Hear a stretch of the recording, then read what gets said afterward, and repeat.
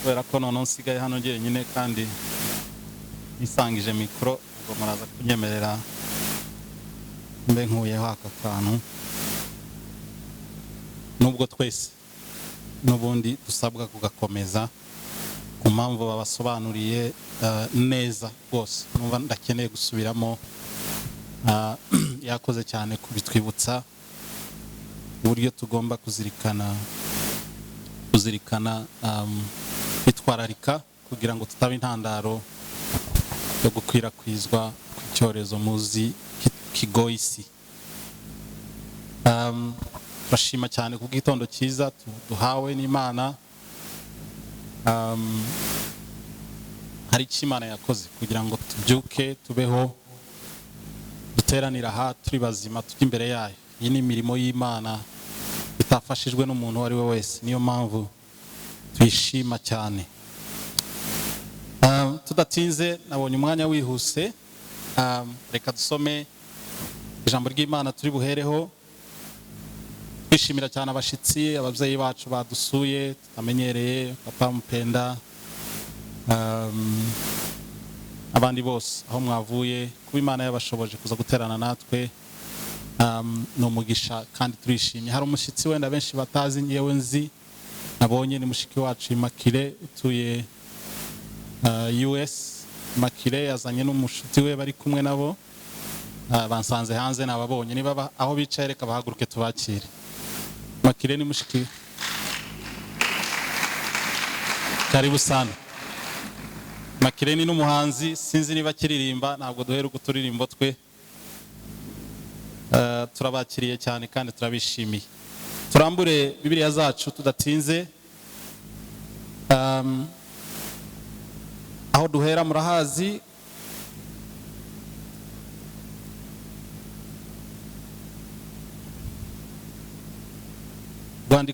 rwandikiwe Abaheburayo igice cya 13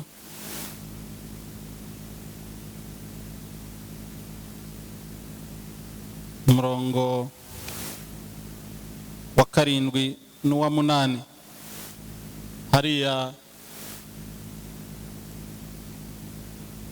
hari handitse umurongo wa 8 gusa, ariko ndashaka guhera n'ubundi nkuko nabigenje bushize.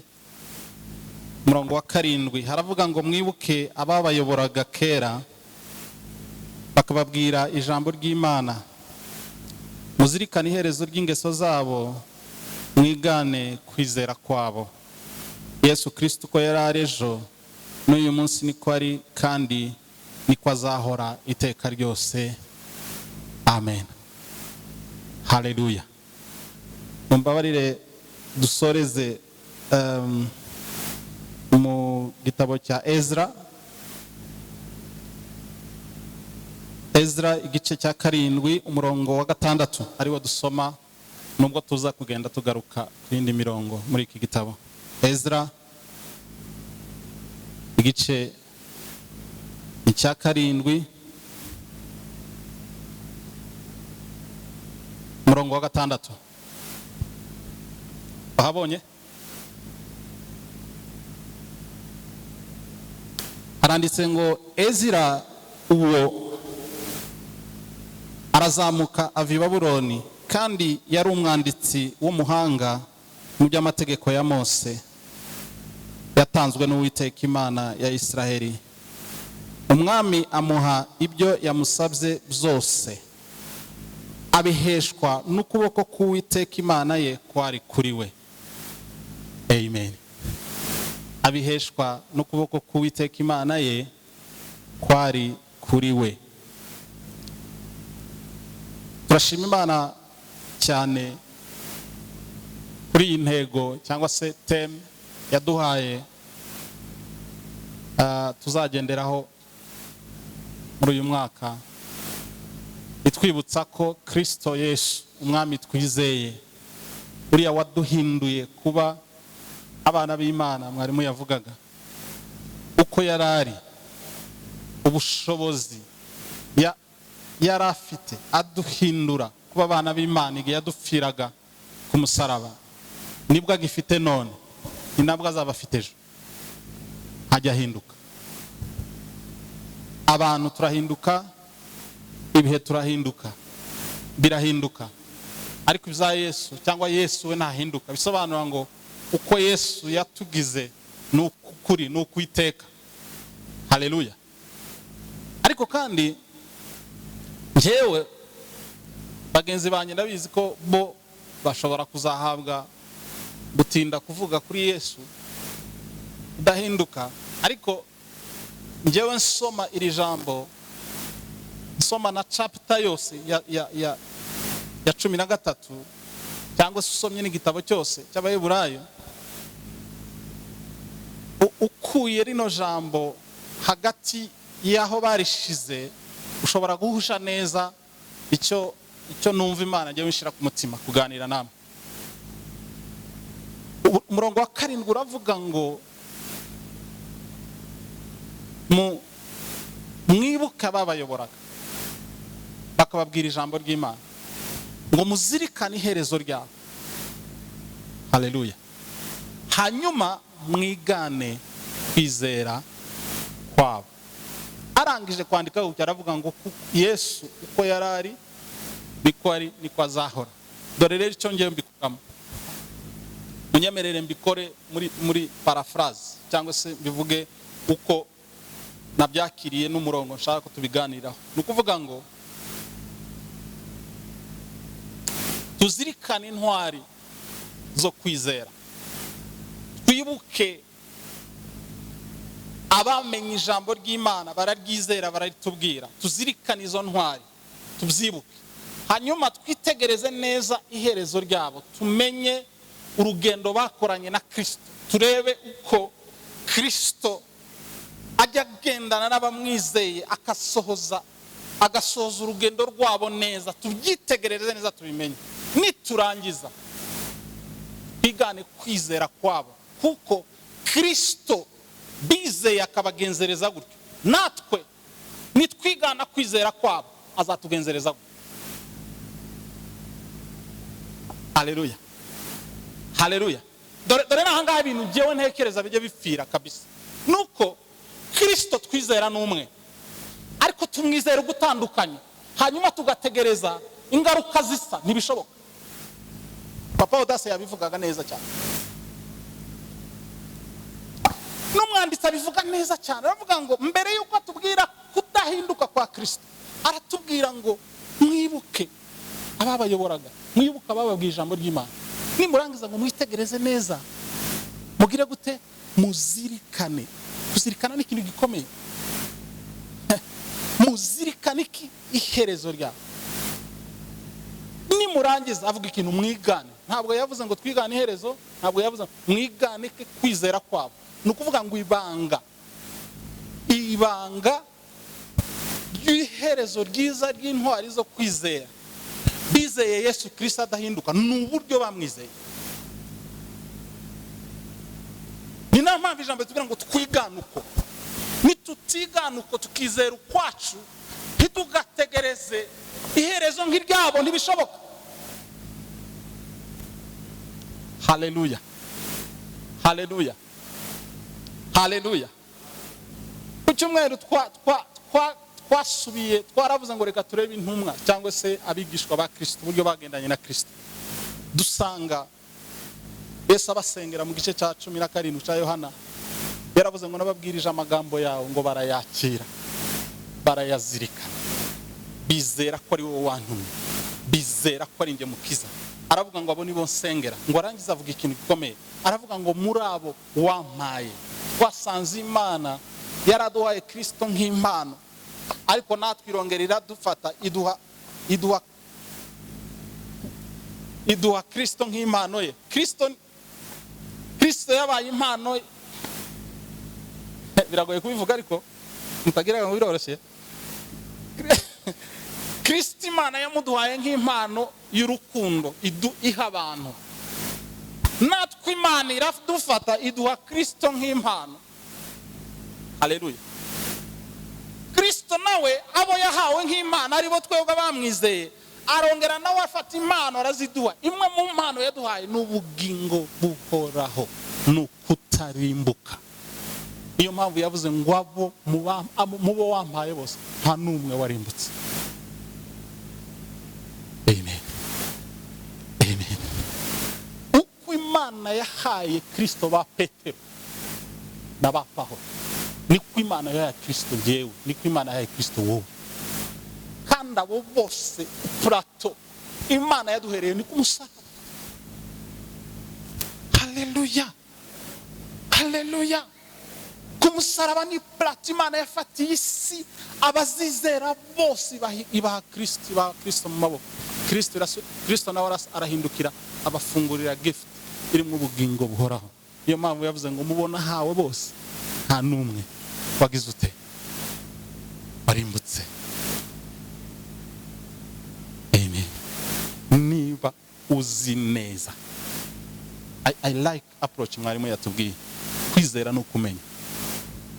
Niba uzi neza ko Imana uri mu Imana yahaye Kristo ku musaraba, ntuzarimbuka. Haleluya.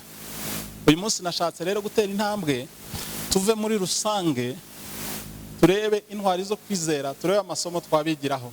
Uyu munsi ndashaka kwifashisha ubuzima bwa Ezra nk'umugabo wahiriwe mu buzima, kandi impamvu yo guhirwa ijambo rirambwira ngo n'ukuboko k'Uwiteka Imana ye ngo kwamubaye. Amen. Niturangiza turebe kwizera kwa Ezra, tukwigane, niho dushobora kwizera ngo ukuboko k'Uwiteka kuturiho. Haleluya. Haleluya. Haleluya. Uyu munsi rero dore icyo ngiye kuganira mu magambo magufi, kandi ntabwo ntinda, mwarimu yandiriye umwanya, ubwo nyine nta kundi byagenda ndagaragaza kuhira. Sibyo mwarimu? Ndashaka kwifashisha ariya jambo ryatubwiye ngo muzirikane, cyangwa se murebe abababwirije ijambo, cyangwa se muzirikane, cyangwa se murebe intwari zo kwizera. Niko njye nabyise. Muzirikane iherezo ryabo, nimurangiza mugire gute mwigane kwizera kwabo. Ndashaka kubanza kureba urugendo rwa Ezra na Kristo, maze nindangiza ndebe amasomo turukuramo, ndebe kwizera kwa Ezra n'amasomo kwadufasha twebwe. Tuzajye tureka kujya mu kigare tuvuga ngo ukuboko kw'Uwiteka kwajyanye na Ezra, ngo nanjye kundiho, nyamara Ezra afite uko yizeye Imana wowe utayizeye. Amen. Ezra muramuzi. Ezra ni mu bagabo Imana yahagurukije igihe Isiraheli yo mu minyago muri captivité muri Babuloni, bamaze imyaka yo gutaha igeze. Nyuma ya Kuro, delegation ya mbere, Kuro umwami w'Abaperesi yahaye urwandiko ngo bajye kubaka le temple, cyangwa se urusengero rw'i Yerusalemu. Delegation ya mbere yayobowe n'umugabo witwa Zorobabeli, murabizi, ngo agereho asana inzu y'Imana, ibyumba byayo arabisana, munsi bashiraho umusingi, barahimbaza Imana, bavuga ibikomeye by'Imana. Nyuma y'imyaka irenga 50, umwami Nyarwanda arabonye uburyo bamwise, barambwiye ngo uzajya ngerageza gukoresha Ikinyarwanda, ubwo nanjye nyine murabona ko ndimo kubyitoza. Umwami bamwise, simubuze se,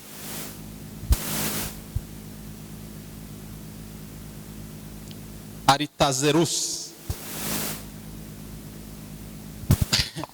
Umwami Aritazerusi, nyuma y'imyaka nka 50 irenga, Zerubabeli yarubatse inzu y'Imana, noneho yongera gutanga decret, cyangwa se autorisation, cyangwa se uruhushya rwemerera abanyage b'Isiraheli bifuza kujya i Yerusalemu kujya gukomeza umurimo wo gusana. Ezra yegera umwami aramubwira ngo jewe n'abanjye turashaka kugenda. Umwami amuha urwandiko rumwemerera, ruvuga ngo wewe n'Abayuda bose, n'abatambyi n'Abarewi bose, n'abaririmbyi bose bifuza kujyana nawe, ndabemerera kugenda, mugende mujye gukora umurimo w'Uwiteka iwanyu. Amen. Amen. Ezra ijambo ry'Imana yambwira ngo umwami amwemerera kumuha ibyo amusabye byose. Kubera iki? Kubera ngo ukuboko k'Uwiteka kwari kumuriho. Reka mbereke ibimenyetso nka bine nasanze bigaragaza ukuboko k'Uwiteka kwabaye kuri Ezra mu rugendo yaragiye ajya mu gusana. Ezra ni umunyamahirwe kabisa. Icya mbere, uyu mwami wari muha urwandiko ni umwami wari ubatwaye, yari abafite nk'abanyage, yari afite nka money power, yari afite nk'abantu adominatinga, yari abafite nk'abantu afite inyungu yo gukoresha igihugu cye kigatera imbere. Ariko Imana igirira Ezra neza yo kumvikanisha ijwi rye, maze umwami arautoriza, aravuga. Reka muzarebe close, murayisoma muri Ezra igice cya 7 guhera ku 13 kugeza 21. Urasanga urwo rwandiko ibikubiyemo biteye ubwo wibisoma, uravuga ngo dore uko uwo Uwiteka ashize ukuboko ajya agirirwa neza n'abami n'abakomeye kabisa. Dore uwo ukuboko k'Uwiteka kuriho, dore uko ajya agenzwa. Umwami aravuga ngo wowe Ezra, umutambyi n'umwanditsi w'itegeko ry'Imana, ngo dore ko ngutegetse, ngo ndategetse, ngo njyewe n'abajyanama banjye ndategetse ngo umuntu wese w'umuyuda ushaka gutaha no kujya gufatikanya nawe kugora umurimo wese nagende. Cyo ni cyambere. Cya kabiri, ndategetse ngo izahabu n'ifeza byose biri muri iki gihugu muzakenera kugira ngo umutwari wanyu mu Buyuda ndazibaha. Igitangaza kirabaye. Hanyuma igitangaza cyarabaye. Uku ni ukuboko kw'Imana. Haleluya. Ndazibaha, ntabwo muzigura. Je vous en donne. Icya gatatu, ndandikira le gouverneur cyangwa se abategetsi de l'autre côté. Ni ukuvuga, urumva yari umwami utwaye isi, yari utwaye n'abari hakurya y'inyanja. Abaserukira, abampagarariye muri kiriya gihugu, ndabandikira ngo ntihagire umuntu uzatatira umurimo mugiye gukorera i Yerusalemu. Tangaza kirabaye. Arababwira ngo ikintu cyose muzakenera mugeze bazakibaha. Utazakibaha azahanwa n'Imana ya Isirayeli, ngo nanjye ubwanjye zamwihanira, ngo kandi azahanwa igihano cyo gupfa. Quelle faveur! Haleluya, haleluya. Mbega uwagiriwe neza n'Imana. Kubera iki? Ukuboko k'Uwiteka. Dore icyo ukuboko k'Uwiteka kujya kugira. Ukuboko k'Uwiteka kuri hejuru y'umuntu. N'abagutwaye baragutwerera. Amusikiye kabisa. Haleluya. Ukuboko k'Uwiteka kuri ku muntu, Papa Dieudonné, n'abagucinyiza baragutwerera, my friend. Kubera la main de Dieu. Niko ijambo rivuga ngo ukuboko k'Uwiteka ngo kwari kumuriho. Kumuhesha umugisha imbere yande y'umwami. Icyo ni cyambere kigaragaza ikimenyetso cy'ukuboko k'Uwiteka kwari kuri Ezra. Icya kabiri, atangira urugendo, ngo agere mu rugendo kukageza iki ahavangira ngo arasenga, ngo adekreta jeune, barasenga baringinga bayoboza Imana, maze Imana ibacira inzira. Bakoze urugendo rw'amezi 5 ngo baseruke i Yerusalemu. Urugendo rutoroshe, rurimo inyamaswa, rurimo abanzi, des ambishi, ngo baseruke i Yerusalemu. Ezra, dore kigaragaza ukuboko kw'Imana icyo kiza gikora. Ukuboko kw'Imana kujya kurinda umuntu mu rugendo, kukamurinda abanzi, kukamurinda na ambishi. Les attaques, Igifaransa kirambwira ngo les attaques et les ambishi. Attaque na ambishi ni bitandukanye. Attaque ni ukuvuga ngo araguhanga, yaragusatuye. Turahura na Satani yagaragaye ku mugaragaro. Kuhangara ni attaque. Ariko les ambishi ni umutego. Akakubwira ni inyurira hanga data, inyurira hanga mama. Iyi niyo nzira, naho yacukuye umwobo wo kurimbura. Izo nizo bita les ambishi mu rugendo. Ezra ngo agere Israeli, arababwira ngo mbatekerereze ukuboko kw'Imana kwabaye kuri twe, ngo uburyo kwaturinze, ngo abanzi bacu ngo kuturinda n'imitego bagendaga badushirira mu nzira. Ukuboko k'Uwiteka kuza kurinda imitego mu rugendo. Ezra arindwa n'Uwiteka. Haleluya, haleluya. Mana ndikumva ndi gusenga Mana, ukuboko k'Uwiteka kutubeho n'ukuri, kubabeho zaburiwe, kukubeho pasiteri we, kukubeho mama, kukubeho papa, kukubeho. Ukuboko k'Uwiteka kuduha guhirwa imbere y'abagutwaye, kuguha kurindwa mu rugendo. Icya gatatu kigaragaza ukuboko kw'Uwiteka kwari kuri Ezra ngo agere i Yerusalemu. Ijambo ry'Imana yambwira ngo agereho, ngo aragenda asanga uko bubatse urusengero, ngo asanga abatambyi, arabegera maze ngo ababarira izahabu n'ifeza yakuye Babuloni. Karatanga birirwa barabara ngo barangize bavuga ngo dore amaturo y'Uwiteka, ngo barangize bafata bimwe ngo babiguramwo imfizi n'ibimasa, maze ngo batambire Uwiteka. Ezra agere muri Isiraheli asana igicaniro, yongera kugarura umuco wo gutambira Imana ibitambo muri Isiraheli. Umugabo wahiriwe mu rugendo no muri mission Imana yamuhaye, ngo uwo munsi ngo batambire Uwiteka baba mu byishimo byinshi. Haleluya. Ntibyarekeraho, ngo igihe ngo atangiye kwigisha abantu amategeko, atangiye kubatoza le culte de Dieu, ngo baza kumubwira ngo abatambyi n'abamagistra n'abayobozi ngo barayobye bose, ngo basigaye bagenza imigenzo y'abanyamahanga. Hano n'abapagani biyunze n'abapagani, basigaye basenga ibishushanyo, bafasha abakobwa babo n'abahungu babo bavanga n'abanyamahanga iby'Imana yababujije. Ukubona isi yaranduye. Ezra ngo ashishimura imyenda, ngo aririra Imana, yubaha, atakira Imana, asaba imbabazi. Ngo arangiza abagabo bamwumva baramubwira ngo Ezra we wicika intege, haguruka dukora umurimo wo kugarura imitima y'ubwoko.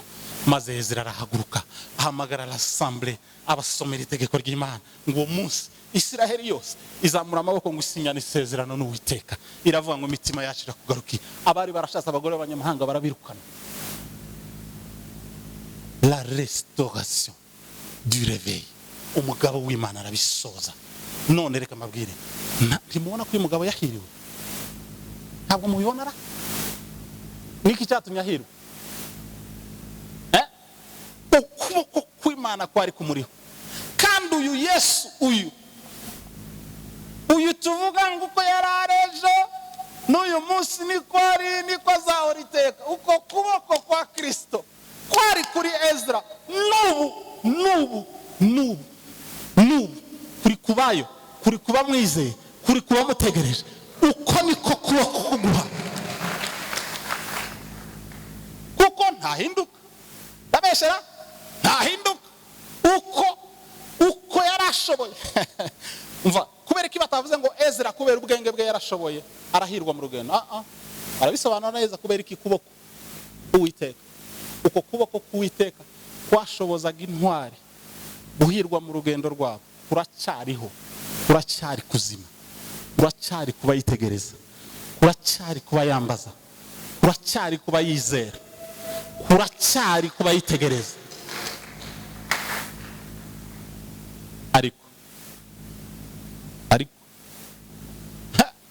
Ariko abayitegereza bigana kwizera kw'intwari. Ijambo ryambwiye. Haleluya, haleluya. Ari abagabo bigeze kujya gusengera umuntu urimo mu mapepo muri Bibiliya bajya batubwira, maze bahura n'umuntu avuga ngo turakwirukanye mu izina rya Yesu. Wande wa Petero cyangwa Pawulo? Wa Pawulo. Turakwirukanye mu izina rya Yesu. Abatipe barareba uburyo Pawulo ajya bigenza, bakagira ngo it's a magical formula. Yawe bishoboka. Kristo agomba kubamo.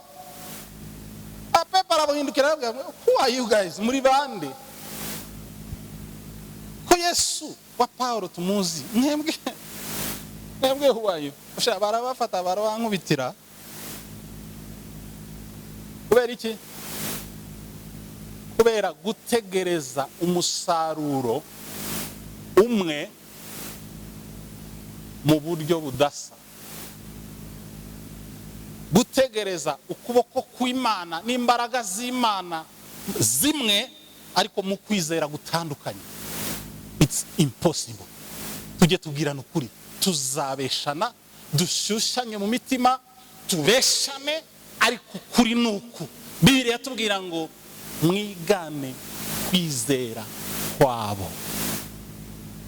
Reka turebe kwizera kwa Ezra rero, ukuboko kw'Imana kwabayeho. Nimusomere turebe kwizera kwe, maze turebe amasomo tubikuramo rwose.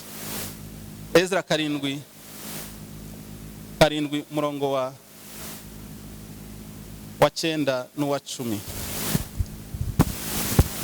Umunsi naje nitwaje kabisa Bibiliya ndisomera, tagira ngo sinzi gusoma.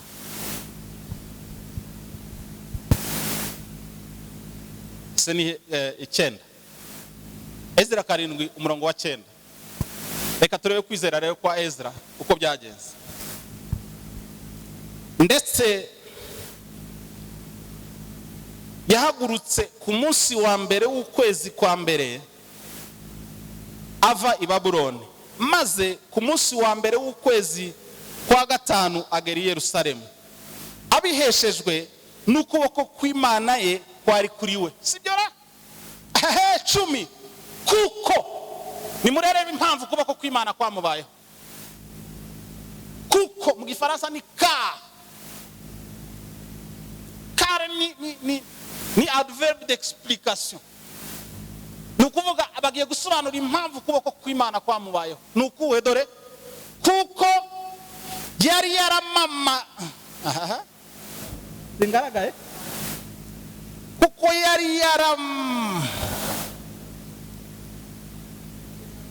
yari yaramaramaje mu mutima. Mushire mu mutima. Kuko ikintu gihera muri intention. Mbere yo gushobora ikintu banza ugishake.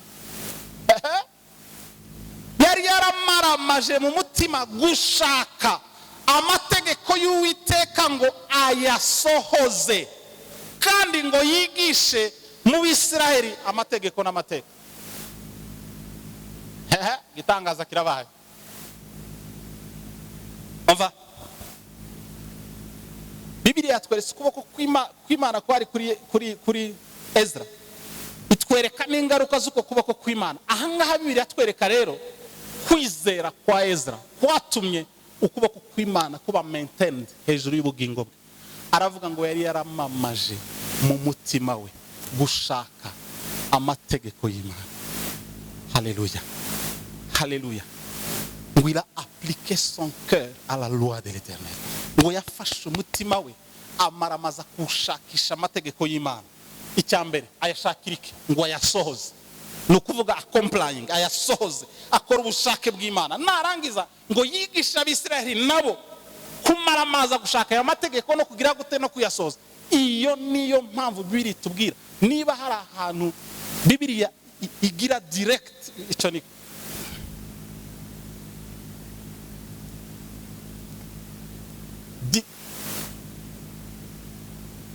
nukuvuga niba hari ahantu Bibiliya twereka relation directe ni kuvuga nukuvuga aho ibintu bihuri nuko bivukana. Hano hari mu hantu hamwe hakomeye. Aravuga ngo kuboko k'Uwiteka kwabaye kuri we kubera ko ngo yari yaramaramaje mu mutima gushaka amategeko y'Imana ngo ayasohoze, kandi ngo abwirize Abisiraheli kuyasohoza. Bavandimwe, amategeko y'Imana ni ijambo ry'Imana. Umva, iyo dukangurirwa gushaka kumenya ijambo ry'Imana, ntabwo tuba dukangurira abantu kumenya teori n'amateka ya Bibiliya. Ijambo ry'Imana ni Kristo. Kristo ni la parole incarnée. Nasugo ibyo murashaka mbivuge gute? Kristo ni ijambo wahindutse umuntu. Kristo niyo mategeko y'Imana yahindutse umuntu. Kristo niwe jambo. Bibiliya, reka mbabwire bavandimwe, Kristo iyo dusoma Bibiliya, iyo dusoma imirongo ukayirwamo, tuba turimo gushaka kumenya Kristo, tukamumenyera kumuyoboka, kwanga ibyo yanga no gukunda ibyo akunda. Un point, un trait. Niyo mpamvu tujya mu ijambo ry'Imana. Kristo niwe jambo, Kristo niwe amategeko y'Imana. Yohana umunsi umwe yaramubonye gutya ngo mubone, ahita yandika aravuga ngo jambo wahozeho, jambo wahoranye n'Imana, jambo waremye byose, ngo yaragaragaye turamubona, yambaye umubiri turamubona. Mu itangiriro uramusanga nk'umuremyi wa byose. Umunsi Imana yamuvuga ngo tureme iki? Umuntu mu shusho yacu, tureme. Biratugaragariza ubutatu bw'Imana mu kurema harimo Kristo. Mu Migani w'igice cya 8 Salomoni yaramweretswe amwita ubwenge, aravuga ngo isi tarabaho, amasoko atararinganizwa nari impari, ngo kandi nabanye n'Imana nk'umukozi w'umuhanga, ninjye wayaremye, ninjye wabishize. Kristo ni umuremyi. Imana muremyi dusanga mu itangiriro ni Kristo. Mu Kuva tumubona nk'iki tambo Pasika, witambiye abanyabyaha kugira ngo kubw'amaraso ye turokogwe tuvanwe mu maboko yande ya Farao ya Satani tujye i Kanani mu gihugu cy'amasezerano. Kristo umwana w'intama. Mu Balewi biriya bitambo byose batangaga byasobanuraga Kristo. Hajya uvuye mu Balewi ujyayo? Uvuye mu Balewi ujyayo muri Bibiliya? Kubara Kristo niho dusanga ni yanzoka y'umuringa yamanitswe, byasobanura Kristo uzahinduka icyaha ataramenye icyaha, kugira ngo bazunamuka gutya bagire gute bakire usumu n'ubumara bw'icyaha cyabamaze. Kristo mu gutegeka kwa kabiri niwe Kristo, niwe muhanuzi ukomeye. Mose yababwiye ngo Imana izabahagurukiriza umuhanuzi ngo nduta ngo muzamwumvire, ni Kristo.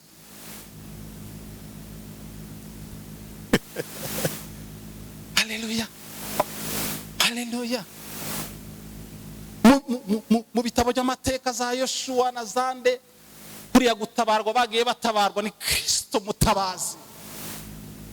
Abahanuzi bose uhere ku bakurogeza ku bato, teme centrale bahanuraga ishyano, bagahanura gucumura ku Israeli, bakahanura gutabarwa, bajya kurangiza bakabona Kristo.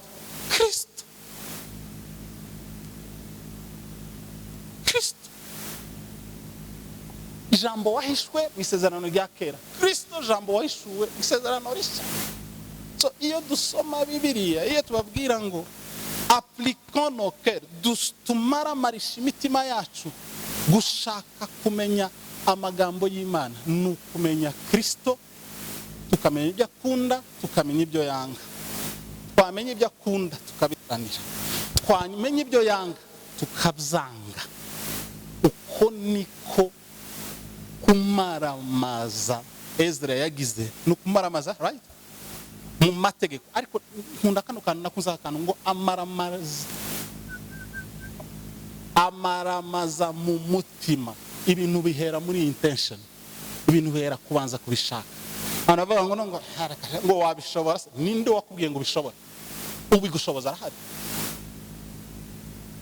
Banza bishakisha. Do your role. Ubigushoboza arahari. Niwo Mwuka Wera nicyo yaje kudufasha. Niyo mpamvu twahawe Mwuka Wera nk'umufasha, n'udushoboza gusohoza ubushake bw'Imana, my friend.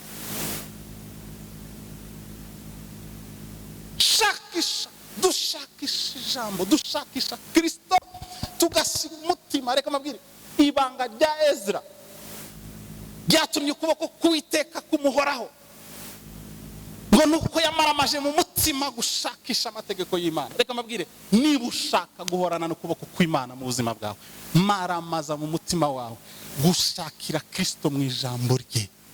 Aho niho azakwiyerekera, aho niho azakubwira ibyo yanga n'ibyo akunda. Hariho zatebura inyisi ziraha ngo ukora ibi, ngo ndukora ibi, ngo nukora. Umva, njyewe ninkubwira ngo ndukora ibi, c'est du bruit. Nawe numbwira ngo simba, ariko umunsi Kristo wahuye na Kristo akakubwira ngo ibisimba ikunda, no one will tell you kubireka. Niyo mpamvu turesista nuko tutarabwirwa na Kristo. Umunsi yakira Zakayo, ntiyigeze abwira Zakayo ngo umujura. Ntabwo yigeze abwira Zakayo ngo itutu wakoze ishyano. Yapfuye kumwakira, yambwiye ngo agakiza katashi wawe, ngo atahe mwa Zakayo ngo yicara na Kristo, abone kwera kwa Kristo. Aravuga ngo uwo nambuye wese ngiye kumusubiza. Kristo yakwiyeretse, ntawe ukubwira ngo reka ibyaha. Niyo mpamvu gushaka Kristo mu ijambo n'uburyo bwo guhura na Kristo n'imbaraga zidushoboza gureka ibyo Kristo yanga.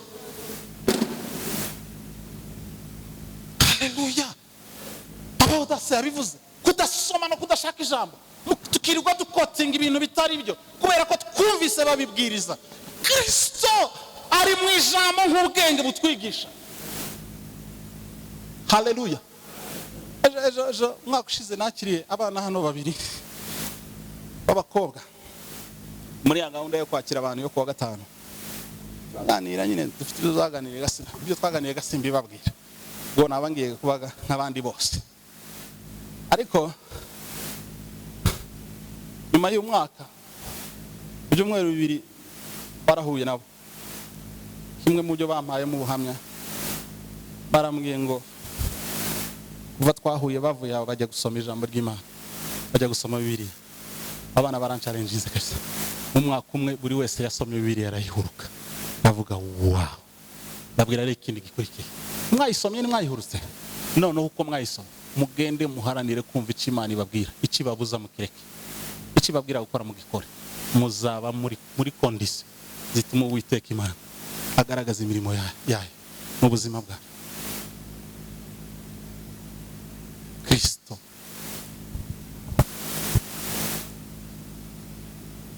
reka turebe Kristo ubwe uko yabivuze muri Yohana 14 umurongo wa muri kumva kwizera tugomba kwigana. Kwizera kwa Ezra nukuwe mu mbabare ntaza guhusha intego. Nukuwe tugomba isomo rya mbere ni rihe? Nukumaramaza mu mutima, gushakisha amategeko, gushakisha Kristo mu ijambo ryayo kugira ngo tuyasohoze. Nta wakubwiye ngo uyasohoze, Kristo ushakisha azagushoboza kuyasohoza. Haleluya. Haleluya. Haleluya. None se tell me, abara basinzi batakira abasinzi none? Abara basambanyi batakira abasambanyi? Abara abajura batakira abajura?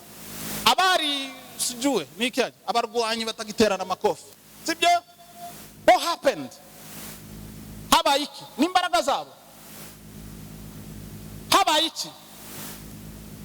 Haba iki mumbwire? Ubuntu bw'Imana buduhatira kureka iki? Reka mbabwire, nta nubwo buduhatira gusa, budushoboza kureka icyaha. Budushoboza kureka icyaha. Yohana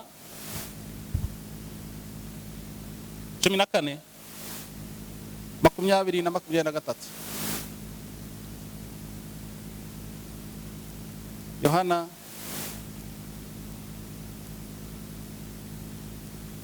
14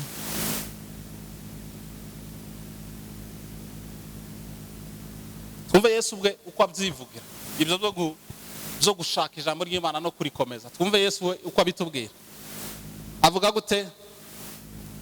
21 na 23 mwahageze. Haravuga ngo ufite amategeko yanjye akayitondera ni unkunda, kandi unkunda azakundwa na Data, nanjye nzamukunda mwiyereke. Gitangaza kirabaye kabisa. None se ukuboko kw'Imana kuruta ko Kristo kwiyereka nukuhe? Ariko Yesu aravuga ngo unkunda nukomeza amategeko yanjye. Haleluya. Yuda utari Iskariyota aramubaza ati databuja bibaye bite ko ugiye kutwiyereka ntiwiyereke abisi? Maze ababwira 23. Yesu aramusubiza ati umuntu nankunda azitondera ijambo ryanjye. Umuntu nankunda, bariya gukunda Imana si ukuyiha amaturo menshi. Gukunda Imana si ukuyiririmbira cyane. Gukunda Imana si ukuyivuga cyane. Gukunda Imana ni ukwitondera amategeko yayo. Umva rero ikizakurikira. Umuntu nankunda itondera ijambo ryanjye, na Data azamukunda. Umva, tuzaza aho ari tugumane nawe. Oh my God. Mwumva kwa kuboko kw'Imana kubara n'abantu, aravuga ngo umuntu nankunda kitondera amategeko yanjye, ngo njyewe na data tuzaza tugumane nawe. Ukuvuga iki rero? La main de l'Éternel, kwa kuboko kw'Imana kwabaye kuri Ezra, kubera ko yaharaniraga gushaka amategeko y'Imana no kuyasohoza. Yesu atubwiye hano atubwira ngo umuntu nankunda, reka mbabwire hano bavandimwe, twatojwe ko gukunda Imana ari uguterana, guhura tugaterana, tukaririmba, tukanezerwa, tukarira, tukishima, then tukavuga ko ari ugukunda Imana. Njyewe nageze mu kabari, wenda benshi ntimuragera mu kabari hano, benshi ntimuzi ubuzima bwo mu kabari. Niba hari ahantu haba ibyishimo kurusha ahandi hantu ni mu kabari, mwari mubizi? Nyine nta wabimenya gutwarageze. Peter azunguje umutwe nturagerayo. Mu kabare iyo warangije gusoma rimwe n'irya kabiri, irya kabiri uri soba, irya gatatu ha gatanu gutya.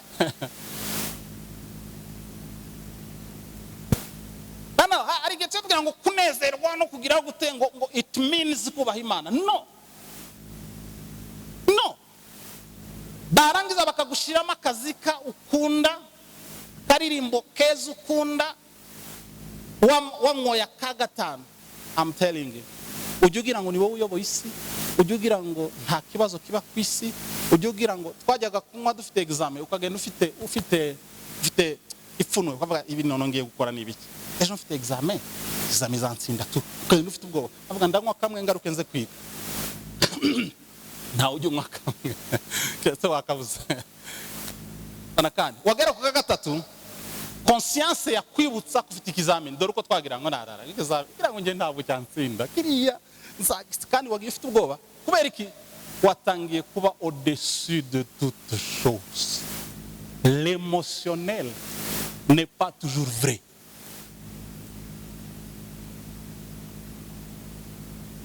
Ugataha wamara gusinda, waca mu gitondo wajya mu kizamini, ari somo wumvaga, kubera ko utakoze revision, ni ukuri utuntu wumvuka tukagucika ugasanga ukonya amanota 50, bagomba kubona 100, then ukikonsora no 50 mize, donc ni umuhanga. Uri umuhanga gute?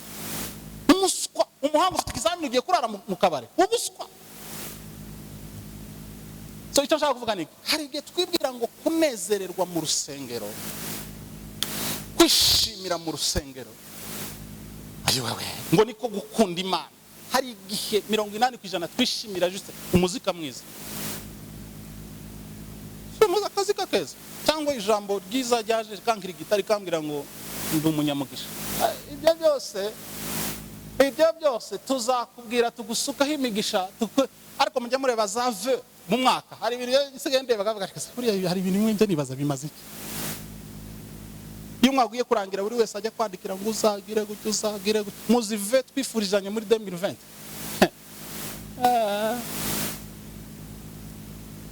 Venikaje ibyifuzo no kuvuga kwifurije umwaka mwiza, uzahirwe, uzagira gute. Umva ibyifuzo, it's far from the reality. Ukuri nukunda Uwiteka uzitondera amagambo ye, kandi ngo niwitondera amagambo ye, Yesu aravuga ngo nzakwiyereka. Niba ushaka ko Yesu akwiyereka mu byawe byose, mushakire mu ijambo ryayo, kandi ushakire ijambo ryayo kurimenya no kurisohoza muri iyo nzira.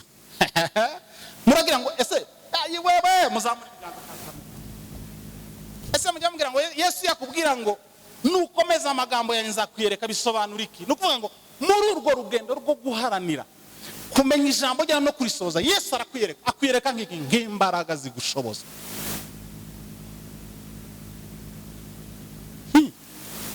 Icya kabiri ngo njyewe na data tuzaza tugire gute, duturi ubawe, la demeure. Hari icyo bita mu Cyongereza conducive environment, nukuvuga environnement favorable, nukuvuga ngo ahantu Imana yishimira kuba. Ni mu mutima umaramariza gushaka amagambo yayo no kuyakomeza, aho Kristo azakahaba. Kandi ntahaba nk'umuntu waguze kubaha, oya, ahaba nk'umuntu gushoboza, nk'imbaraga zigushoboza gusohoza ibyo we ashaka muri wowe. Ariko reka mbabwire iki kintu, Yesu aravuga ngo unkunda azitondera amategeko. Umva amabwire rero, dore itandukaniro rya Ancien Testament na Nouveau Testament. Ancien Testament, isezerano rya kera, isezerano rishya. Kera abantu baharaniraga gusoza amasezerano y'Imana kugira ngo baronka agakiza, bakire gukiranuka kw'Imana. Ariko agakiza twaragahawe. Haleluya! Twaragahawe. Umva, ntacyo uzakora kizongera kugakiza. Imana agakiza yaduhaye kari itano, kari full, kari complet, kari parfait, kari sibyo. Ariko dore rero, agakiza yaduhaye ari bwa buntu nibwo buduhatira gushakira Imana mu mategeko, maze tugaharanira gusoza amategeko yayo tubitewe n'urukundo dukunda uwaduhaye agakiza. Niko yavuze ngo umuntu nankunda. Umva, le motif yo gukora ibyo data akunda si agakiza tugura, ni urukundo n'ukwemera ibyo yaduhaye.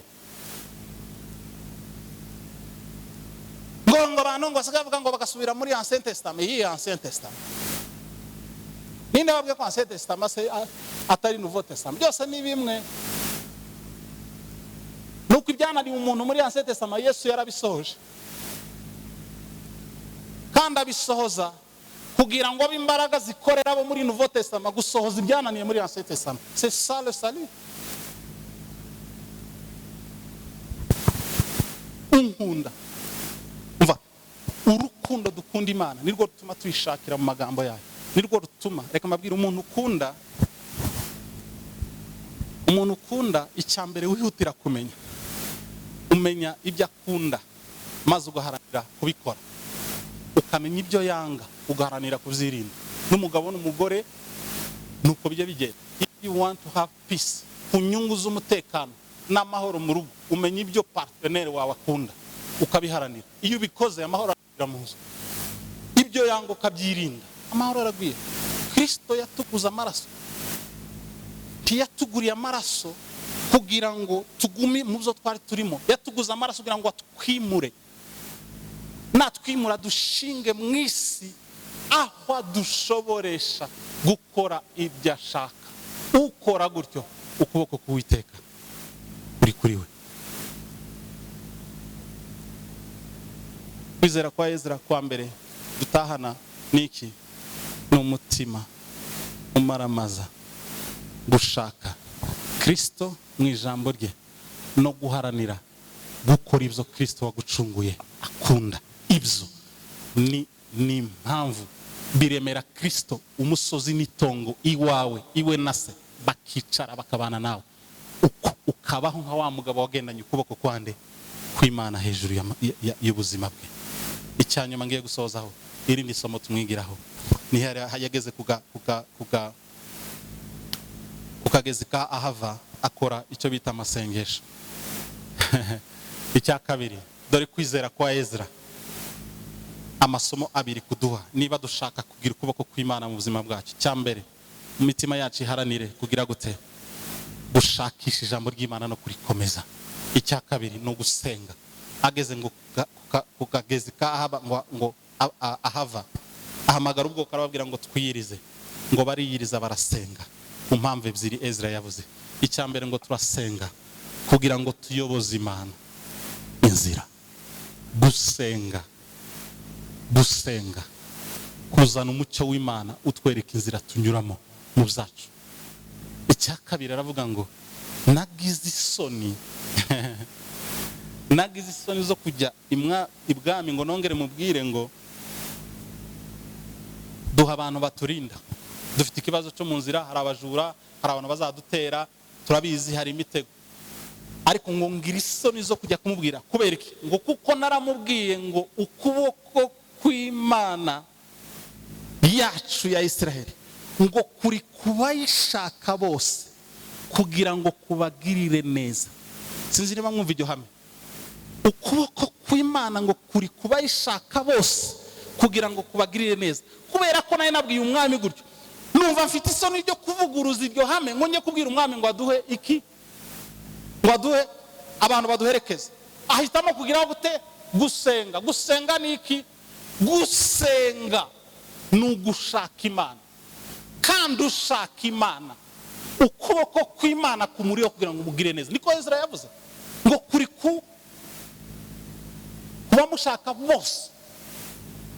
Imana se muyishaka gute? Gusenga ni ugushaka Imana, kandi iyo ushaka Imana, ushaka Imana by'ukuri wese ukuboko k'Uwiteka kumuriho kugira ngo kumugirire neza. Umuntu wavuze yashoje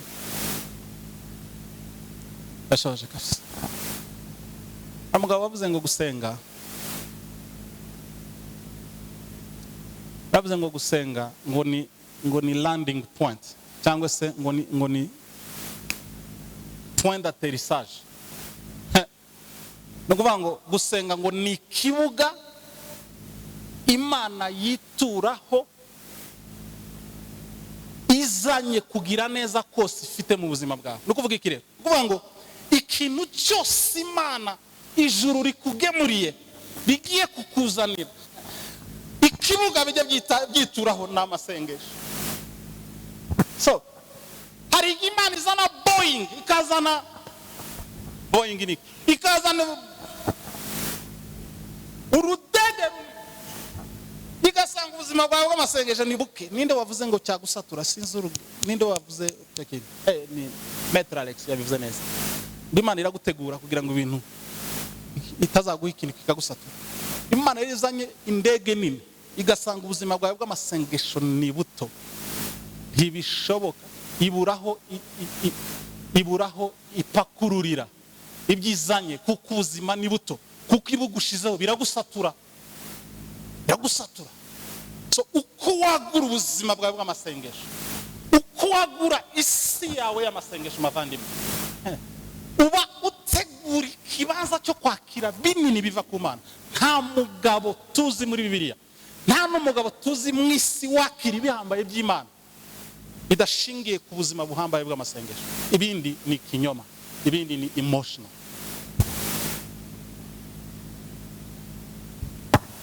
Haleluya. Ndi mugabo yaravuze ngo, umugabo w'umupasiteri yaravuze ikintu gikomeye, njya ngisoma ngagira ubwoba, ariko reka nkivuge. Nubwo kindeye ubwoba reka nkivuge. Yaravuze ngo ikintu cyonyine ngo umuyobozi ahamagariwe kurusha abandi no gusenga. Tangaza kirabaye.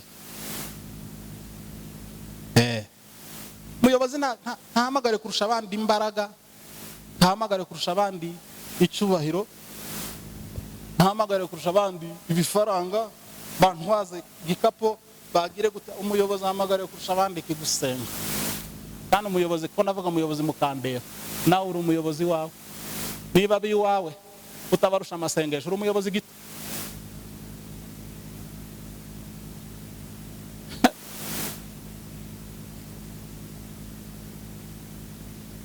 Gusenga kwahesheje Ezra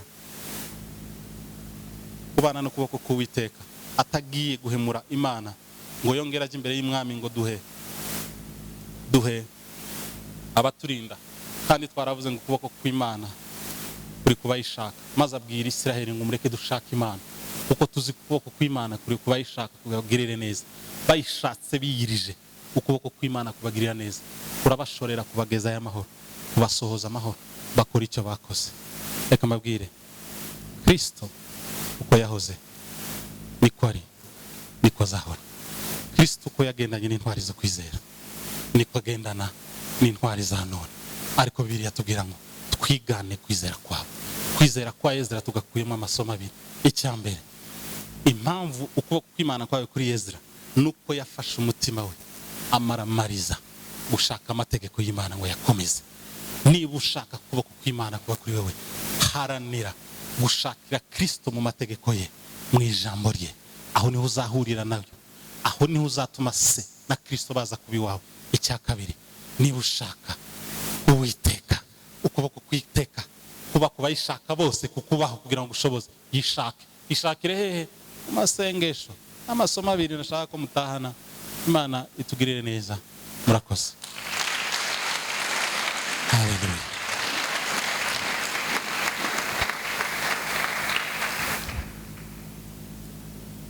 reka dusoze dusenga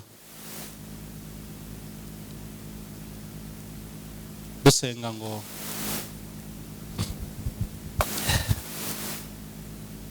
it's a fact, turabizi ko Kristo ntahinduka. Uko yashoboje abakurambere niko na n'ubu bashaka gusoboza nawe iki gihe. Ariko dusenga Imana ngo idufashe twige tumenye kwizera nyako gutuma ukuboko kw'Imana kugendana natwe mu buzima bwacu. Nicyo sengesho ngiye gukora, hanyuma tuze gusoza. Ubishoboye mwahaguruka maze tugakorana iri sengesho. Hallelujah.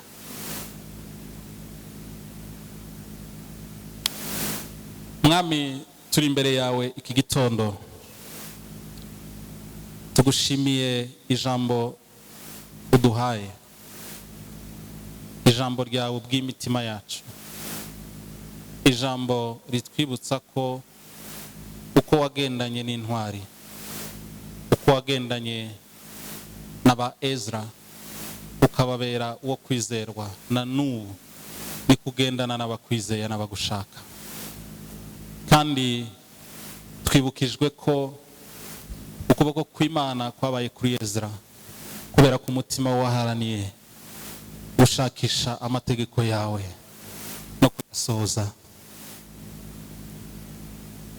Dusabye ngo duhe imitima iharanira gushakisha Kristo, tumushakira mu ijambo ry'ukuri, maze Kristo nguko wabisezeranije utwiyerekere muri urwo rugendo, kandi uze wewe na papa data wo mu ijuru ubane natwe, ube mu byacu, utambukane natwe mu rugendo, maze usohoze ibyo ukuboko kwawe kwiza kuri kubayishaka kujya gusohoza hejuru y'ubuzima bw'abagushaka. Twigishe kugushaka, tugushakira mu ijambo, tugushakira mu masengesho, tugushakira Mwami guharanira kukumenya no kumenya ibyo ukunda kugira ngo tubyiteho, no gutahura ibyo wanga kugira ngo tubizinukwe. Niduhagarara muri urwo rugendo, turabizi kutazatinda mu kutwiyereka no kutwereka ukuboko kwawe gukomeye. Ndasabira ubugingo bwose bwumvishira ijambo kugira ngo Mwami icyo waryoherereje ugisoresha imbaraga z'umuriro wisumba byose mu mutima, maze imbuto y'ijambo ryawe imibiri yacu, ubugingo bwacu n'imyuka yacu yakiriye muri iki gitondo, uyuhize imbaraga z'umwuka wera wawe, maze urihindurishe ubuzima bwacu, uyoboze intambwe zacu mu nzira zo kugushaka, kuko ntawagushatse wakubuze, ntawagushatse utiyeretse, ariko cyane cyane ntawagushatse wese utarabonye ukuboko kwiza kwawe, kuko Ezra yarabivuze ngo kuri hejuru y'abagushaka bose. Twiyemeje kugushaka, twiyemeje kugushaka, twiyemeje kugushakira aho ushakirwa Mwami. Akenshi tugushakira aho udashakirwa, akenshi tugushakira hirya no hino aho udashakirwa, akenshi tugushakira hirya, tukagushakira mu nsengero, tukagushakira mu nsengero, tukagushakira mu byumba, tukagushakira mu misozi, ariko utwigishe kugushakira aho ubonekerwa, aho wavuze uzatwiyerekera ni mu ijambo ryawe. Wigishe imitima yacu kugushakira aho ushakirwa, maze ukuboko kwawe kugiriye neza abagushakira, kubane na buri wese kubw'isezerano ryawe. Ukuri Imana itabesha, kandi ukuri ni ko wari uri, ni kuzahora. Amahoro yawe atubeho, mwuka wawe atwomeho, atwigishe, atuyobora inzira yo kugushaka, mu izina ry'Umwami wacu Yesu Kristo.